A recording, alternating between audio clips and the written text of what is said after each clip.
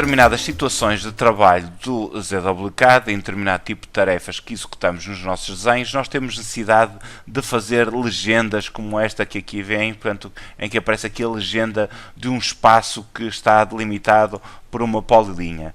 Simplesmente eu, com alterações que vou fazendo ao projeto, esta área pode eventualmente sofrer também alterações, a área da polilinha, e essas alterações não vão sendo atualizadas, portanto, aqui, porque isto é pura e simplesmente um texto. Portanto, se eu selecionar e ver aqui as propriedades, eu verifico que é um texto simples, ou seja, eu ia ter que saber a informação desta polilinha, portanto, ia fazer aqui um list, selecionava a polilinha e ele ia-me informar qual era a área e qual era o perímetro dessa mesma polilinha, portanto, e que entretanto sofreu alterações. Portanto, imaginem que eu tenho aqui um lote e que eu quero legendar a área e o perímetro deste lote. Portanto, o que é que eu ia fazer? Portanto, em vez de recorrer ao comando list, selecionar a polilinha, indique saber qual era a área e depois usar o comando text para escrever um texto para fazer essa legendagem, eu vou utilizar um outro processo mais dinâmico que se chama field. Para ir buscarmos o comando field, portanto, eu tenho que ir aqui na minha barra do ribbons, à área annotate, e do lado direito ela aparece-me aqui, diz-me field. Ou então escrevo mesmo na linha de comandos field e abre-me esta caixa de diálogo. Por defeito, normalmente ela abre com este aspecto que aqui está. Portanto, eu agora é que eu tenho que dizer o que é que eu quero introduzir no meu desenho como campo. No meu caso, eu quero introduzir a informação de um objeto. Para definir a informação de um objeto, eu vou aqui ampliar a caixa de diálogo e, se repararem, aparece-me aqui Object, que por defeito portanto, na seleção das propriedades aparece-me tudo vazio. Isto porquê? Porque as propriedades que vão aparecer aqui vão variar consoante o tipo de objeto que eu selecionar. Se eu agora vier aqui onde diz Object Type e clicar neste botão que aqui está, vou agora selecionar a minha polilinha e agora sim eu já tenho direito a saber quais são as propriedades, portanto, que eu posso introduzir no desenho e legendar no meu desenho. Ou a área, ou se é um objeto, portanto, se é uma polilinha fechada ou não, qual é a cor, qual é a elevação, qual é a espessura da linha, ou layer, etc.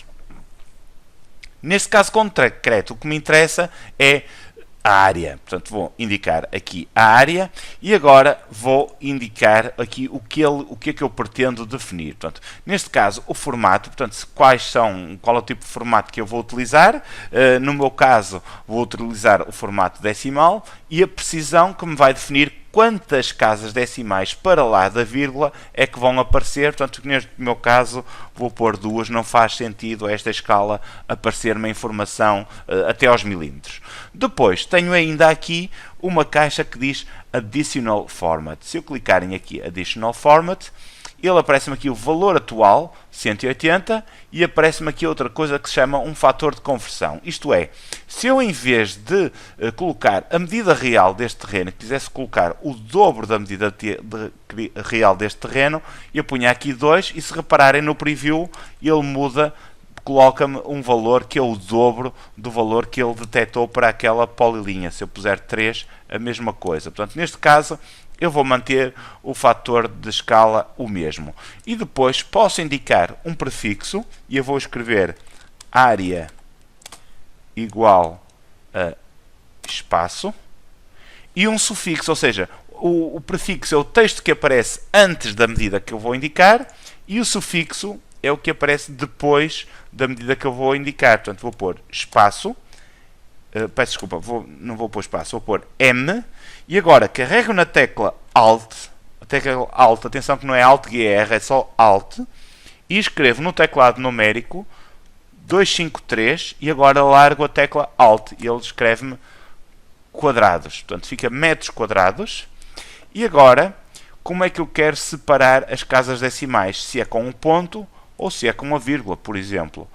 Também posso definir como é que eu pretendo separar o valor dos milhares, portanto, se eu puser 1000, pode-me aparecer 1.000, por exemplo, ou então pôr pura e simplesmente nenhum. Além disso, também posso substituir, portanto, indicar que os zeros que estão antes da vírgula desaparecem. Por exemplo, imaginem que era 0,5. Se eu puser aqui Zero Suppression Leading, só me vai aparecer no desenho 0,5. A mesma coisa no trailing, e eu aqui penso que já vamos ver aqui no preview, estão a ver?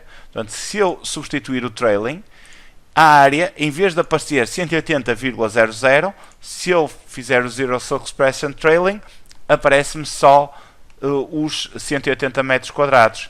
Faço OK, é assim com este aspecto que eu quero que ele surja, faço OK e coloco este valor aqui.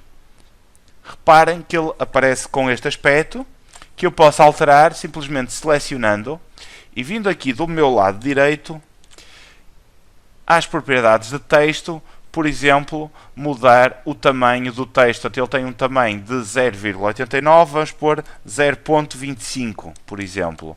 Enter. E se viermos agora aqui, vamos verificar que ele está substancialmente pequeno, se calhar demasiado pequeno, digo eu. Vamos pôr 0.5 e ele aparece com este aspecto que aqui está. Vamos só cancelar. Eu posso mover, posso alterar aqui a justificação do texto, etc. Vou mover isto aqui ligeiramente para aqui e ligeiramente para a direita. Reparem, ele aparece-me aqui a informação 180 metros quadrados, que é a informação da área desta polilinha. Se eu vier aqui às propriedades, cá está ela. Mas agora imaginem que eu carregava neste grip e o transportava, por exemplo, para o alinhamento da esquina da casa. Para aqui. Reparem que nas propriedades a polilinha agora passou a ter 153 metros quadrados e aqui no field ele não sofreu qualquer tipo de alteração. Então o que é que eu vou ter que fazer? Vou ter que ir na mesma na toolbar Annotate e clicar num botão que diz Update Fields. E ele, imediatamente, selecionando o field, faz-me a atualização. O outro método é, porventura, mais simples. Vou pegar no grip e vou colocá-lo aqui. Reparem que a área voltou aos 180 metros quadrados iniciais. Vou fazer Regen, RE, e ele voltou-me a colocar ali os 180 metros quadrados. Portanto, o Update Field eventualmente pode não ser necessário. Agora, vamos imaginar que eu, em vez da área, cria o perímetro, portanto, desta polilinha. Vamos então ver como é que vamos fazer. Vamos outra vez ao campo Field, seleciono Object, seleciono o objeto em causa e clico aqui. De seguida, em vez de Area, eu vou selecionar Length, comprimento. Portanto, no caso de uma polilinha, o comprimento, neste caso uma polilinha fechada, é o perímetro. Portanto, vamos aqui ao Additional Format, o prefixo, pomos o perímetro, igual, espaço, e o sufixo vamos pôr M. Vou também tirar o trailing e vou aqui alterar para coma, portanto para ficar vírgula.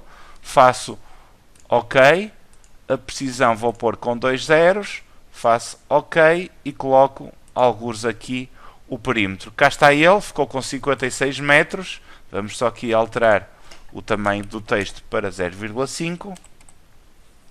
E agora também, mais uma vez, eu reduzo o espaço da polilinha, faço um regen, reparem que os meus valores alteram-se, e eu clico novamente, volto a pôr tudo no sítio, faço um regen e aqui está, portanto, o valor da área do perímetro alterou-se automaticamente. Desta forma, conseguimos ter estes valores sempre atualizados, sem termos necessidade de os investigar manualmente se realmente estão corretos ou não.